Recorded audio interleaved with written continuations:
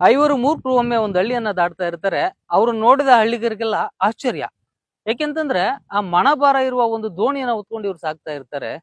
ಒಬ್ಬೊಬ್ರು ಒಂದೊಂದು ತಮ್ಮ ಮೂಗಿನ ನೇರಕ್ಕೆ ಮಾತಾಡ್ತಾ ಇರ್ತಾರೆ. ಆಗ ಒಬ್ಬ ಧೈರ್ಯ ಮಾಡಿ ಕೇಳ್ತಾನೆ, ಏನ್ರಪ್ಪ ದೋಣಿ ಹೊತ್ಕೊಂಡು ಎಲ್ಲಿಗೆ ಹೋಗ್ತಾ ಇದ್ದೀರಾ ಅಂತೇಳಿ. ಆ ಮೂರ್ಖರು ತಮ್ಮ ಮೂರ್ಖತನವನ್ನ ಪ್ರದರ್ಶಿಸಿ ಬಿಡ್ತಾರೆ ಆತನ ಮುಂದೆ. ಹಿಂದೆ ಒಂದು ನದಿ ಬಂತಲ್ವಾ, ಆ ನದಿ ದಾಟೋದಕ್ಕೆ ಈ ದೋಣಿ ನಮ್ಗೆ ಸಹಕಾರ ನೀಡಿದೆ. ಹಾಗಾಗಿ ಈ ದೋಣಿಯನ್ನ ಹೊತ್ಕೊಂಡು ನಾವು ಹೋಗ್ತಾ ಇದ್ದೇವೆ. ಯಾಕಂದ್ರೆ ಆ ದೋಣಿ ಇಲ್ಲ ಅಂತಂದ್ರೆ ನಾವು ನದಿ ದಾಟಕ್ ಆಗ್ತಾ ಇರ್ಲಿಲ್ಲ.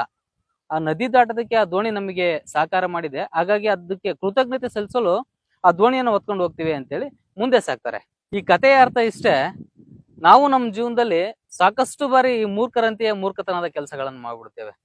ಕೆಲವೊಂದು ವಸ್ತುಗಳು, ಕೆಲವು ಸಂಬಂಧಗಳು ನಮ್ಮ ಜೀವನದ ಬೆಳವಣಿಗೆಗೆ ಯಾವುದೇ ರೀತಿಯ ಸಹಕಾರಿ ಅಲ್ಲ ಅಂತ ಗೊತ್ತಿದ್ರೂ ಸಹ ಅವುಗಳನ್ನ ಹಚ್ಕೊಂಡ್ಬಿಡ್ತೇವೆ. ಇದರರ್ಥ ಹೊಳೆ ದಾಟಿದ ಮೇಲೆ ಅಂಬಿಗನನ್ನು ಮರಿಬೇಕಂದಾಗ್ಲಿ, ಹತ್ತಿದ ಏಣಿಯನ್ನು ಒದಿಬೇಕಂದಾಗ್ಲಿ ಅಲ್ಲ.